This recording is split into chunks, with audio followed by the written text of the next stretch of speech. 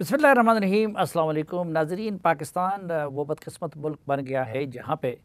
अल्लाह और रसूल के नाम पे न सिर्फ गैर मुस्लिमों को या मुआहिद लोगों को मारा जाता है बल्कि मुसलमानों को भी मारा जाता है। बाज़ औक़ात और बल्कि अक्सर औक़ात इल्ज़ाम भी झूठा होता है, लेकिन उसकी आड़ लेके लोग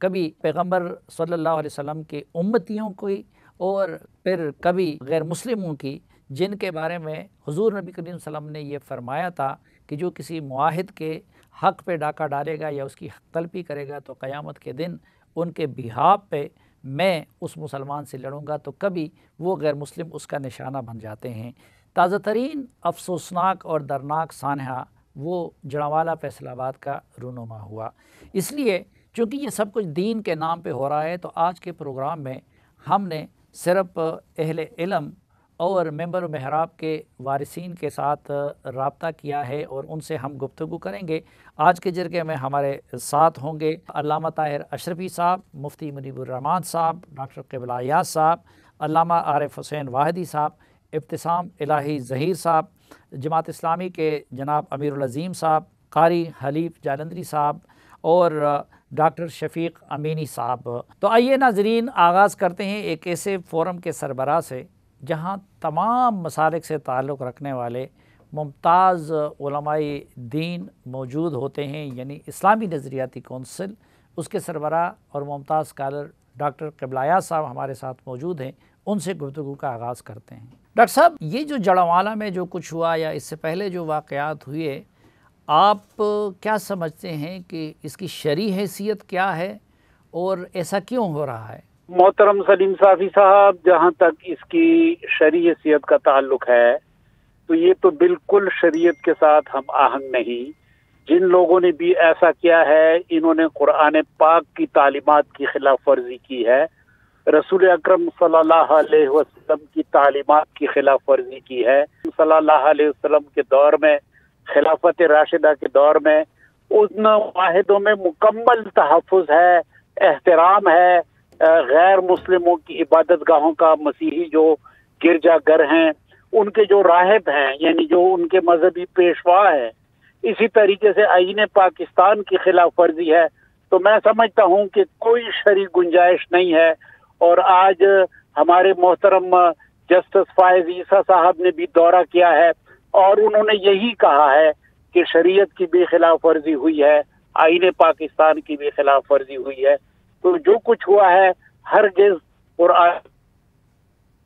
में, रसूल अकरम सल्लल्लाहु अलैहि वसल्लम में या मुसलमानों के तामुल के अंदर इसकी कोई गुंजाइश और कोई जवाज़ नहीं है।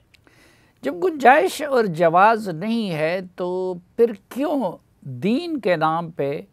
और अल्लाह और रसूल पे गैरत की आड़ लेकर इस तरह के काम आए रोज़ हो रहे हैं? डॉक्टर साहब, गलत ताबीर है और लोगों के अपने ज़ाती मफादात होते हैं। कभी किसी का झगड़ा होता है प्लाट के ऊपर, कोई लालच और हिर्स में मुब्तला होता है किसी दुकान के लिए, और फिर बदकिस्मती से कुरान पाक को और इस तरीके से इहानत के अल्फाज को और इसको गलत बुनियाद पर वजह बनाकर, जवाज बनाकर और इस तरीके से इक़दामात किए जाते हैं। यही कुछ लाहौर में हुआ, दुकान पे झगड़ा था, प्लाटों पे झगड़े होते हैं, शराब के कारोबार पे झगड़े होते हैं, तो यही बहाना कर लेते हैं। इस बात की ज़रूरत है कि खुसूसी अदालतें हों, सरसरी समाअत हो, स्पीडी, और ये मालूम किया जाए कि इसकी पुष्ट पे कौन है और मिसाली सजा दी जाए। यही रास्ता है वाहिद इस किस्म के इक़दामात को रोकने के लिए। बहुत शुक्रिया जनाब डॉक्टर क़िबला अयाज साहब। इस वक्त हमारे साथ टेलीफोन लाइन पे कराची से मौजूद है तंजीमातुल मदारिस पाकिस्तान के सरबराह और मरकज़ी रोयत हिलाल कमेटी के साबिक़ चेयरमैन मुमताज़ आलिम दीन जनाब मुफ्ती मुनीबुर रहमान साहब। मुफ्ती मुनीबुर रहमान साहब, ये जो कुछ हुआ जड़ावाला में, इस पे आप क्या फरमाना चाहेंगे? आपकी क्या राय है? सबसे पहले तो ये कि ये अक़लियत या माइनॉरिटी की जो इस्तिलाह है, इसको पाकिस्तान में तर्क कर देना चाहिए, क्योंकि हमारे यहाँ माइनॉरिटी के लफ्ज़ से गैर मुस्लिम का माना समझ में आता है حالانکہ یہ ایک ریلیٹیو ٹرم ہے. یہاں ہندو اقلیت میں ہیں تو ہندوستان میں 22 کروڑ ہونے کے باوجود مسلمان اقلیت میں ہیں. سو ہم سب پاکستانی ہیں، ہم مسلم پاکستانی، غیر مسلم پاکستانی،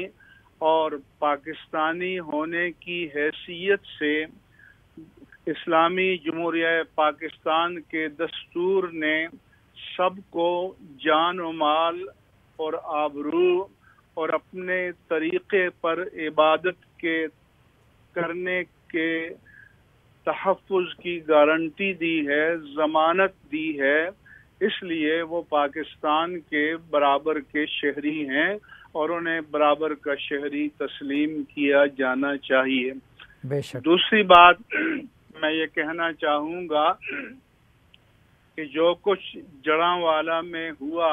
یہ بہت بڑا سانحہ ہے، اور ہم غیر مشروط طور پر اس کی شدید ترین مذمت کرتے ہیں، اور اس کے بارے میں ایک جامع تحقیقات ہونی چاہیے، ذمہ داران کو سزا دی جانی چاہیے، اور قانون کو ہاتھ میں لینا یہ پاکستان کے نظام آئین و قانون میں بھی درست نہیں ہے، اور اسلامی تعلیمات کی روح سے بھی درست نہیں ہے. اس کے ساتھ یہ بھی کہوں گا کہ مقامی انتظامیہ نے جو تساہل برتا اور غفلت کا مظاہرہ کیا، اس کے بارے میں بھی تحقیق ہونی چاہیے کہ ایسا کیوں ہوا اور بروقت اقدام کیوں نہیں کیا گیا. اس کے ساتھ ساتھ میں یہ بھی کہوں گا کہ یہ بھی تحقیق ہونی چاہیے کہ یہ کوئی طے شدہ منصوبہ تو نہیں تھا، بائی ڈیزائن تو نہیں تھا، لیکن ساتھ میں یہ بھی کہوں گا کہ اس کی آڑ میں قرآن کریم کی بے حرمتی اور ناموس رسالت مآب صلی اللہ علیہ وآلہ وسلم کی بے حرمتی کے مسئلے کو پس پشت نہیں ڈالنا چاہیے. ہونا تو یہ چاہیے کہ جب اس طرح کی شکایت سامنے آئے تو پولیس اور انتظامیہ بروقت کارروائی کرے، تاکہ اس کی نوبت ہی نہ آئے کہ لوگ قانون کو ہاتھ میں لیں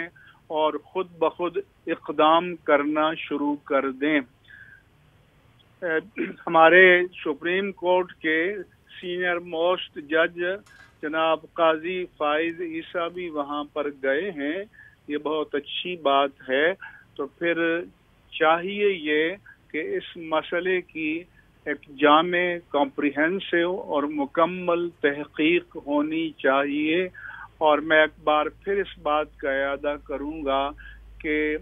پاکستان میں رہنے والے غیر مسلم شہریوں کی جان، مال اور آبرو کا تحفظ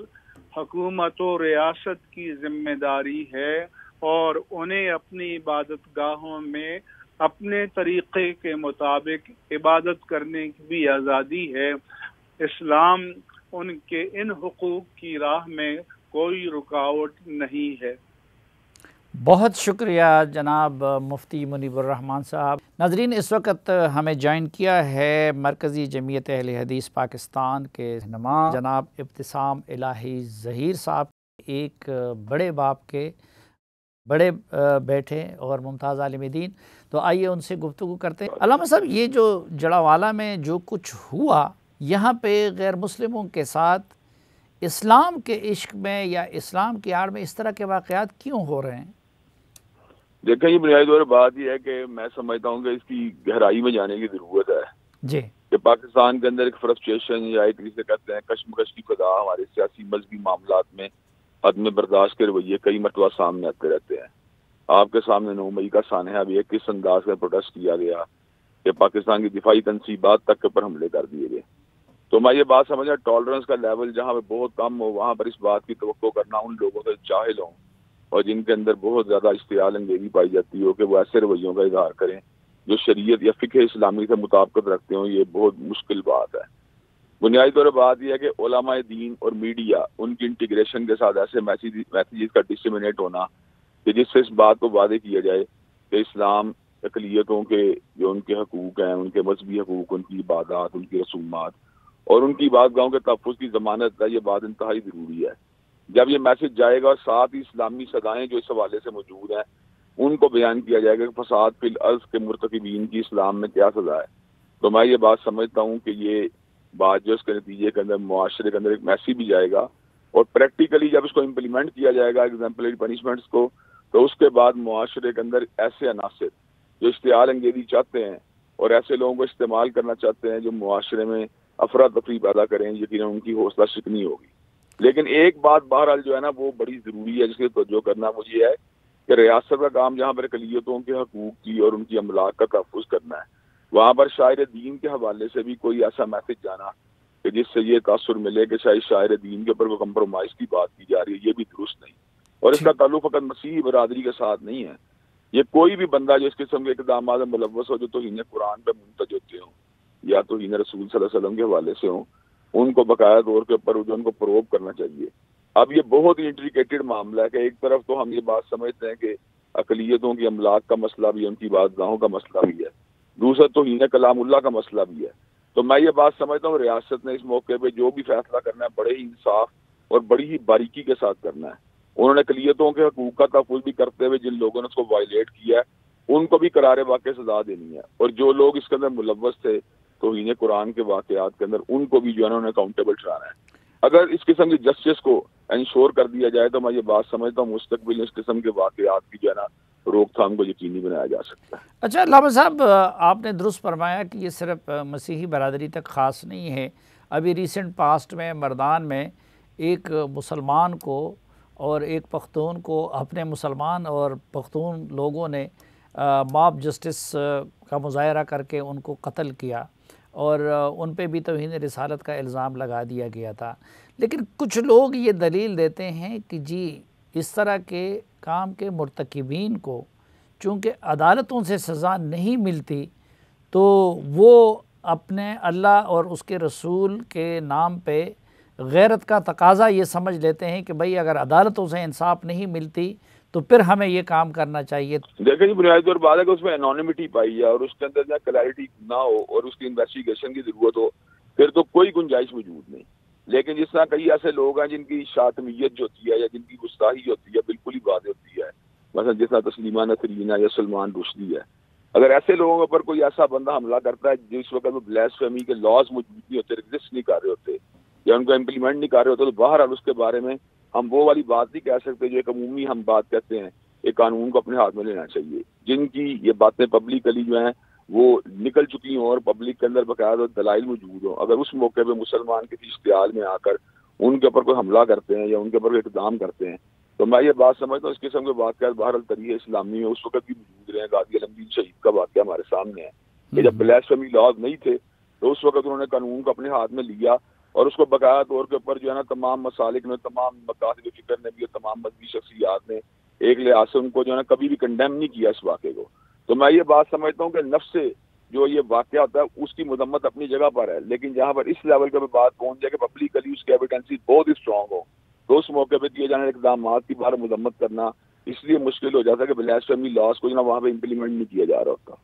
بہت شکریہ علامہ ابتسام الہی ظہیر صاحب، اور نظرت ہمیں جوائن کیا ہے محترم قاری حنیف جالندری صاحب نے، جو کہ وفاق المدارس پاکستان کے جنرل سیکرٹری ہے۔ قاری صاحب، یہ جڑاوالا کا سانحہ ہوا، اس سے آپ کو بطور ایک عالم اور علماء کی اور مدارس کی تنظیم کے ایک اہم رہنما کی حیثیت سے آپ کے احساسات کیا ہیں اور اس حوالے سے ہمارے دین کے تعلیمات کیا ہیں؟ جڑاوالا کا سانحہ جب میرے علم میں آیا تو مجھے انتہائی دلی دکھ ہوا، افسوس ہوا، اور مجھے پریشانی ہوئی کہ کسی طرح بھی اس بات کی کسی کو اجازت نہیں ہونی چاہیے کہ وہ کسی بھی واقعے کے رد عمل میں قانون کو ہاتھ میں لے اور کسی کے گھروں کو جلائے، ان کے عبادت گاہوں کو جلائے۔ اسلام تو حالت جنگ میں بھی دشمن کے عبادت گاہوں کے تحفظ کا حکم دیتا ہے کہ جائے کہ ہم اپنے ملک کے جو شہری ہوں ان کے جا کے املاک کو نقصان پہنچائیں، ان کے گھروں کو نقصان پہنچائیں۔ پہلے تو یہ بات علم میں آئی کہ وہاں قرآن کریم کی توہین کا واقعہ ہوا ہے، اس پر پتہ چلا کہ FIR ہو گئی ہے اور حکومت اپنے کارروائی انشاءاللہ کرے گی، تو اس کا انتظار کرنا چاہیے تھا۔ فوری طور پر رد عمل میں یہ اعلانات ہو جانا کہ قرآن کی توہین ہو گئی بغیر تحقیق کے، اور پھر جا کر مسیحی برادری کے گھروں کو جلانا، نقصان پہنچانا اور پھر ان کے عبادت گاہوں کو نقصان پہنچانا، یہ اسلام کے بھی خلاف ہے، قرآن و سنت کے بھی خلاف ہے، دستور پاکستان کے بھی خلاف ہے، یہ عدل و انصاف کے بھی خلاف ہے۔ اور ڈنمارک میں اور سویڈن میں جو قرآن کریم کو نعوذ باللہ جلایا گیا، تو جس انتہا پسندی کا مظاہرہ وہاں ہوا، ہم اس پر احتجاج کر رہے تھے۔ ہمارے اپنے ملک میں اس طرح کا سانحہ، اس سے ملک کی بدنامی ہوئی، اس سے اسلام کی بدنامی ہوئی ہے، اور میں سمجھتا ہوں کہ مستقل طور پر ایسی مشاورت اور حکمت عملی بننی چاہیے، اور تمام متعلقہ اداروں کو اپنا کردار ادا کرنا چاہیے کہ ان واقعات کی روک تھام ہو۔ کیا وجہ ہے کہ سویڈن میں، ڈنمارک میں یا کسی اور جگہ غیر مسلم کے ہاتھوں اگر توہین قرآن ہو جاتی ہے یا نعوذ باللہ توہین رسالت ہو جاتی ہے، تو ہمارے ملک میں تو پھر لوگ بڑے مشتعل ہوتے ہیں، تو لیکن پھر وہی لوگ اٹھ کے خود اس طرح کے اقدامات کیوں کر لیتے ہیں؟ اس پہ آپ کی تحقیق کیا کہتی ہے کہ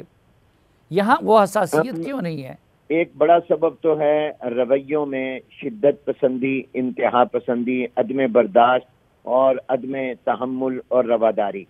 اور دوسری اس کی ایک بڑی وجہ جہالت ہے کہ ان کو اس بات کا علم نہیں ہے کہ ہمارا اسلام کیا کہتا ہے، ہمارا قرآن و سنت کیا کہتے ہیں۔ یعنی صافی صاحب، میں تو یہ سمجھتا ہوں کہ یہ بھی میری نظر میں توہین مذہب ہے، توہین اسلام ہے، توہین دین ہے۔ یعنی جو مسیحی برادری کے گھروں کو نقصان پہنچایا گیا، ان کی املاک کو نظر آتش کیا گیا اور ان کی عبادت گاہوں کو نظر آتش کیا گیا، یہ بھی توہین ہے، یہ اسلام کی توہین ہے، کیونکہ اسلامی تعلیمات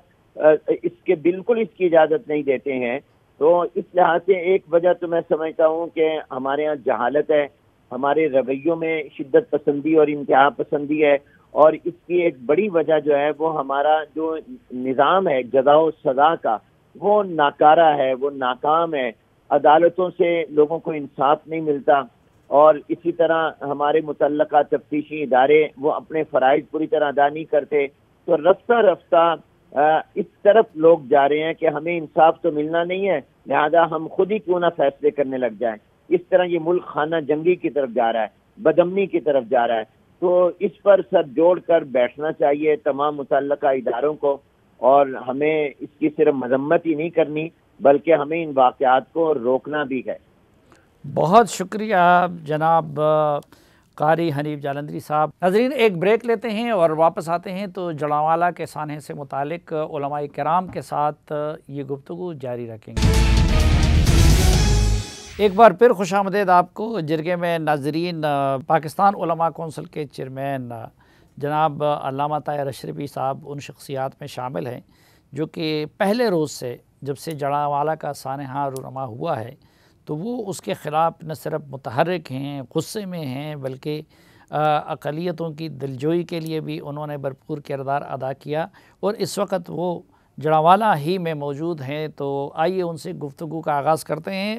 علامہ صاحب، پہلی مرتبہ اس معاملے پہ آپ کچھ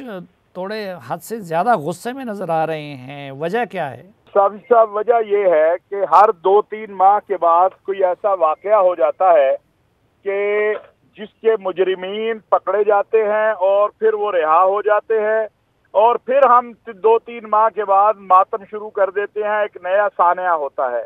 اس وقت یہ ہوا کہ الحمدللہ اللہ تعالیٰ کی توفیق سے اور آپ جیسے بھائیوں کی دعا سے ڈنمارک میں اور سویڈن میں جلایا گیا، تو اس کے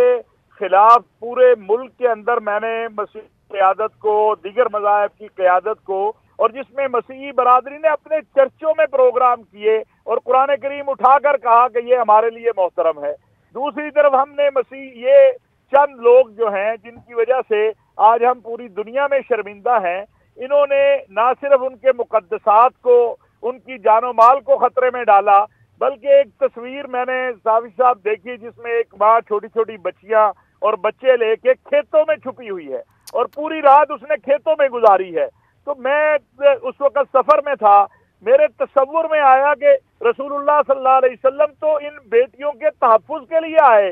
ان کے تو آنسو اس کے لیے بہے. ہم کون سے مسلمان ہیں کہ ہم نے جو ہے ان بیٹیوں کو جو ہے جو رحمت تھی ان کو زحمت بنا دیا. اور پھر رسول اللہ صلی اللہ علیہ وسلم کا معاہدہ ہے نجران کے مسیحیوں کے ساتھ جس میں ان کی عبادت گاہوں کو, ان کے مقدسات کا تحفظ دیا گیا ہے. اور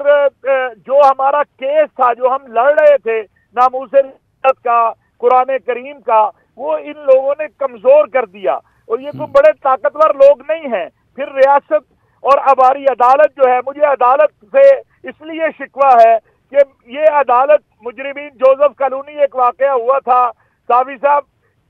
شراب کے کاروبار پہ جھگڑا تھا لیکن پوری مسیحی آبادی جلا دی ناموس رسالت کا نام لے کے. عدالت نے جو مجرم تھے ان کو بری کر دیا اور ایک مسیحی کو 7 سال جیل میں رکھ کے پھر کہا کہ یہ بے گناہ ہے.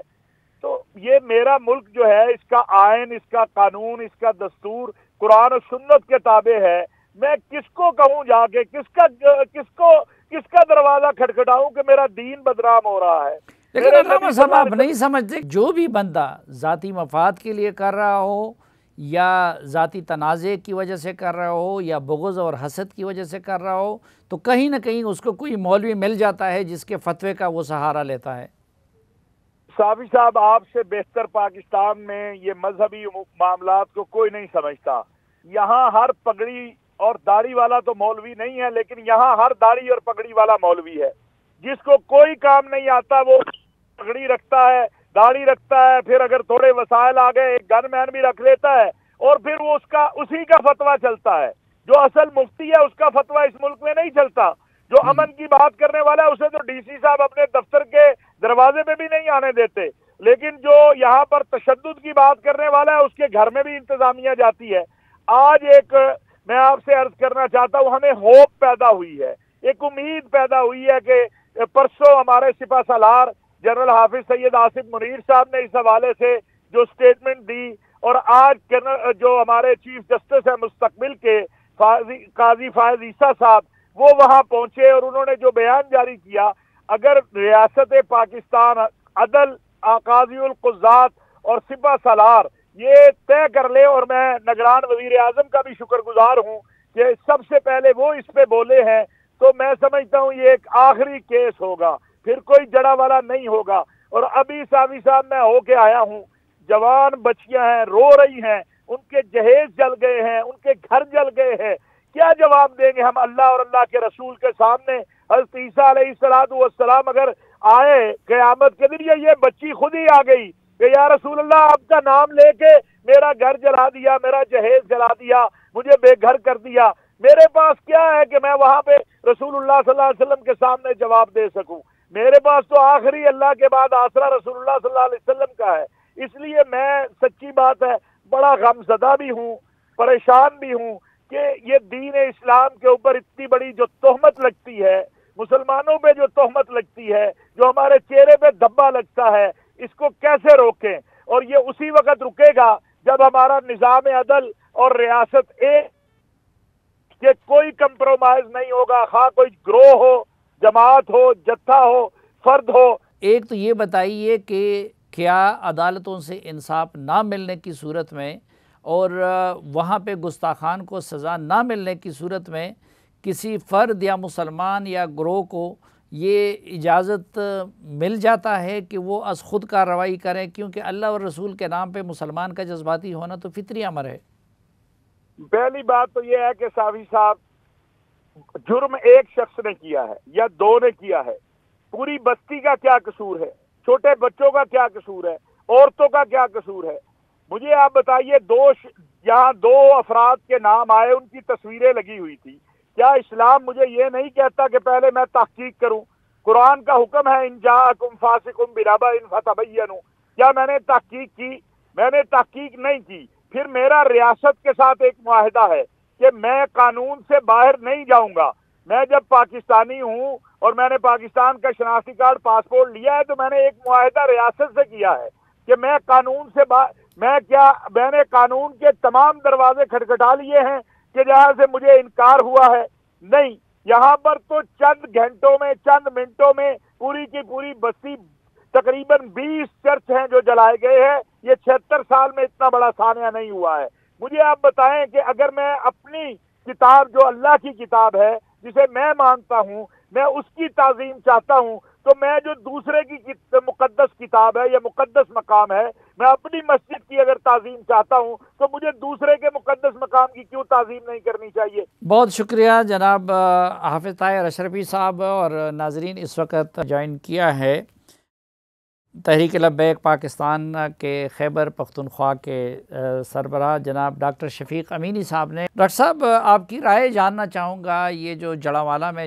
جو کچھ ہوا ہے اس سے متعلق۔ جی بالکل، صافی صاحب، جو بھی ہوا ہے اور جو افسوسناک واقعہ ہوا ہے، تقریباً اس میں تو کوئی دو رائے نہیں ہے، انتہائی قابل مذمت واقعات ہے، اور جس کی جتنی بھی مذمت کی جائے وہ کم ہے۔ ڈاکٹر صاحب، یہ کیوں ہو جاتا ہے؟ کیونکہ اللہ کے پیارے نبی صلی اللہ علیہ وسلم نے ایک طرف تو جو غیر مسلموں کے ایک اسلامی ریاست میں حقوق کے بیان کیے ہیں، اور پھر پاکستان کے اندر تو جو غیر مسلم ہے وہ ذمہ بھی نہیں ہے، معاہد ہے، تو یہ مسلسل اس طرح کے واقعات آپ کیا سمجھتے ہیں کہ اس کے اسباب کیا ہیں؟ اصل میں صافی صاحب، دو باتیں ہیں جو پہلے مرحلے میں، وہ یہ ہے کہ پہلے تو یہ ہے کہ ایک معاہد، یعنی یہ بات تو بالکل واضح ہے جو آپ نے کہا کہ اسلام نے اس کے حقوق واضح کر دیے ہیں کہ محبوب علیہ السلام فرماتے ہیں کسی نے اگر بغیر کسی صرف اس کے کفر کی وجہ سے معاہد کے ساتھ کوئی بھی اس طرح کی بات کی اور اس کے ساتھ زیادتی کی تو فرماتے انا حجیج ہوں یوم القیامہ، میں قیامت کے دن اس کی طرف سے اس کا مقدمہ لڑوں گا۔ میں سمجھتا ہوں کہ پاکستان میں تو اس طرح کے واقعات، یعنی اقلیتوں کے لیے تو پاکستان سب سے ایک محفوظ ملک بھی ہے اور خوش نصیب ہے یہاں کی اقلیت۔ میں اس وجہ سے بتا رہا ہوں کہ خوش نصیب اس وجہ سے ہیں کہ یہاں پر تو اگر ہم پڑوسی ملک میں دیکھیں، بھارت کے صوبے میں دیکھیں، پچھلے چند مہینوں میں منی پور میں تقریباً 300 چرچ جلائے گئے، 300 سے زیادہ چرچ، ہزاروں عیسائیوں کو بے گھر کیا گیا، لیکن ادھر اتنا جو ہے نا اس کے لیے نہ کوئی رویا، نہ اتنا ادھر کوئی کسی نے آگے معاملات کی۔ یہاں پر لیکن ڈاکٹر صاحب، ہمارے لیے نمونہ تو پڑوسی ملک نہیں ہے، ہمارے لیے نمونہ تو حضور نبی کریم صلی اللہ علیہ وسلم کی ذات مبارکہ اور خلفائے راشدین ہے۔ اپنی بات، جی بالکل، میں یہ بات کر رہا ہوں نا کہ یہاں خوش نصیب اس وجہ سے ہیں، خوش نصیب اس وجہ سے ہیں کہ یہاں پر چرچ جلائے گئے جو کہ انتہائی قابل مذمت فعل ہے، جس کی ہم بالکل کوئی بھی مسلمان اس کی جو ہے نا وہ نہیں کر سکتا بلکہ مذمت ہی کرے گا۔ میں اس وجہ سے کہہ رہا ہوں کہ یہاں پر پھر بھی بڑے سے لے کر چھوٹے تک، اور حتیٰ کہ وہ لوگ بھی مذمت کر رہے ہیں جنہوں نے یعنی 260 ورث کو زندہ جلایا، وہ بھی مذمت کر رہے ہیں۔ وارثین منبر و محراب بھی مذمتیں کر رہا ہے کہ یہ ٹھیک نہیں ہوا ہے، حالانکہ مسلمانوں کے ساتھ یہاں پر اکثر اس طرح کی واقعات ہوئے ہیں کہ ان کے سامنے مسجد رحمت للعالمین کی فرش جو ہے نا وہ شہیدوں کے خون سے لال ہو چکا ہے، لیکن کوئی اس کے لیے نہیں رویا، نہ کسی نے ہاتھ جوڑ کر معافیاں مانگی، نہ کہ ان کے لیے رویا۔ میں یہ کہہ رہا ہوں کہ یہاں پر جو اقلیتیں ہیں وہ محفوظ ہے۔ اس طرح کے واقعات اگر ہو جاتے ہیں جو کہ نہ ہونے چاہیے، پھر بھی آواز بھرپور طریقے سے اٹھ جاتا ہے اور اقلیتوں کی حقوق کے لیے تمام لوگ جو ہے نا وہ بیک آواز سامنے۔ بہت شکریہ جناب ڈاکٹر شفیق امینی صاحب۔ ناظرین، ایک مختصر بریک اور واپس آئیں گے تو گفتگو کا سلسلہ یہیں سے آگے بڑھائیں گے، ہمارے ساتھ رہیں۔ ایک بار پھر خوش آمدید آپ کو جرگے میں۔ ناظرین، اس وقت ہمیں اپنا قیمتی وقت عنایت کیا ہے جناب علامہ عارف حسین وادی صاحب نے، جو کہ مرکزی نائب صدر ہے شیعہ علماء کونسل کے، تو ان کی رائے جانتے ہیں۔ علامہ صاحب، آپ کیا کہنا چاہیں گے یہ جڑاوالا میں جو کچھ سانحہ ہوا اس سے متعلق؟ جی، میں سمجھتا ہوں انتہائی افسوسناک۔ پاکستان ایک امن کا گہوارہ ہے، پاکستان سب قوم کا ملک ہے۔ اس میں آئین پاکستان کے مطابق جتنے مذاہب اور ادیان ہیں سب اپنے اپنے عقیدے میں آزاد ہیں۔ یہ جو واقع ہوا ہے میں سمجھتا ہوں درندگی ہے اور قانون کو ہاتھ میں لینا ہے، ماورائے آئین اور ماورائے قانون اس طرح کے جلاؤ گھراؤ اور اس طرح ان کی عبادت خانوں کو آگ لگانا، ان کی رہائش گاہوں کو آگ لگانا، ہر پاکستانی اس پہ رنجیدہ ہے اور مذمت کر رہا ہے۔ نہ اسلام اس کی اجازت دیتا ہے، نہ پاکستان کی آئین اس کی اجازت دیتا ہے، نہ انسانی اقدار اس کی اجازت دیتے ہیں۔ تو جن لوگوں نے کیا ہے میں سمجھتا ہوں ایک وحشی پن ہے اور درندگی ہے، اس کی شدید مذمت کرتے ہیں۔ علامہ صاحب، جب بھی اس طرح کے واقعات ہوتے ہیں تو آپ جیسی ہستیاں اسی طرح کا رد عمل اس پہ دے دیتی ہیں، مذمت بھی کر لیتی ہیں اور مطالبہ بھی کر لیتی ہیں کہ آئندہ ایسا نہ کیا جائے، لیکن اس کے باوجود یہ سلسلہ رک کیوں نہیں رہا؟ میں سمجھتا ہوں کہ وہ پاکستان میں شخصیات یا گروہ یا عناصر لائق کی تحسین ہیں جو امن، اتحاد اور پاکستان کی سلامتی اور استحکام کی بات کرتے ہیں، لیکن کچھ عناصر ایسے ہیں جو شدت پسند ہیں، جن کی ایک سوچ ہے، ایک فکر ہے، اور افسوسناک یہ ہے کہ کوئی لیڈرشپ ایسی بھی ہے پاکستان میں جو ایسے لوگوں کو بھڑکاتے ہیں۔ لیکن افسوس یہ ہے کہ صبح سے یہ سلسلہ چل رہا تھا لیکن انتظامیہ کی طرف سے کوئی اقدام نہیں کیا گیا۔ حق یہ تھا آگے فوری طور پر اقدامات کرتے، فوری طور پر ان کے تحفظ، ان کے گھروں کے تحفظ، ان کی عبادت خانوں کے تحفظ کرتے تاکہ یہ صورتحال پیش نہ آتی۔ ہم یہ سمجھتے ہیں کہ قانون کی حکمرانی جتنی زیادہ مضبوط ہوگی اتنا زیادہ ملک میں امن ہوگا اور سب اپنے آپ کو محفوظ خیال کریں گے۔ میں سمجھتا ہوں جن لوگوں نے یہ کام کیا ہے عالمی سطح پر، جہاں اسلام کو بدنام کیا ہے وہاں پاکستان کو بدنام کیا ہے۔ پاکستان اس وقت دنیا میں اس کا چہرہ اس طرح گیا ہے کہ یہاں جو دیگر مذاہب کے لوگ ہیں وہ امن میں نہیں ہیں، وہ محفوظ نہیں ہیں، اور یہ پاکستان کے لیے ان مشکل حالات میں سمجھتا ہوں مشکلات ایجاد کرے گا عالمی سطح پہ۔ ہم سب مل کر، تمام پاکستان کے عوام، پاکستان کی قوم، تمام سٹیک ہولڈر مل کر ایک پیغام دیں آگے نہیں، ہم یہ جو مظلوم ہیں ان کے پیچھے کھڑے ہیں، ان کے ساتھ کھڑے ہیں۔ ساتھ میں یہ کہوں گا کہ جو قانون کا غلط استعمال ہے یا قانون کو ہاتھ میں لے کر اپنے طور پر جو لوگ بھڑکا رہے ہیں اور لوگ کے جذبات سے کھیل رہے ہیں، اپنے طور پر لوگ، جیسے سری لنکا کا شہری تھا وہاں وہ واقعہ پیش آیا، بہت سے واقعات عدالتوں میں لوگ کو مارا گیا، لیکن جب عدالتی نظام ایسا ہے کہ فوری طور پر ان کو سزا نہیں دی جائے گی تو یہ پیغام دنیا میں جائے گا اور پاکستان کو بدنام کریں گے۔ میں سمجھتا ہوں ان کے ساتھ آہنی ہاتھوں سے نپٹنا چاہیے۔ جو ماورائے قانون اس طرح کی شرارتیں اور حرکتیں کرتے ہیں اور پاکستان کو بدنام کرتے ہیں، ان کو گرفتار کر کے فوری طور پر ان کو دہشت گردی کے جو کوڈز ہیں ان میں لے جا کر ان کے خلاف مقدمات چلیں اور ان کو کیفر کردار تک پہنچایا جائے تاکہ دنیا میں یہ پیغام جائے کہ نہیں، پاکستان میں آئین مضبوط ہے، عدالتیں مضبوط ہیں، انصاف کا نظام مضبوط ہے۔ اگر یہ نہ ہوا تو ہم یہ سمجھتے ہیں کہ پاکستان کی دنیا میں بدنامی ہے اور پاکستان خود ایک عدم استحکام کا شکار ہوگا اور پاکستان کے شہری اپنے آپ کو محفوظ خیال نہیں کریں گے۔ بہت شکریہ علامہ عارف حسین واحدی صاحب ہمیں وقت دینے اور ہم سے بات کرنے کے لیے۔ ناظرین، اس وقت اپنا قیمتی وقت عنایت کیا ہے ہمیں جماعت اسلامی پاکستان کے مرکزی سیکرٹری جنرل جناب امیر العظیم صاحب نے۔ امیر العظیم صاحب، پہلے تو یہ جو جڑانوالہ میں جو کچھ ہوا اس پہ آپ اور آپ کی جماعت کا موقف جاننا چاہوں گا، رد عمل جاننا چاہوں گا۔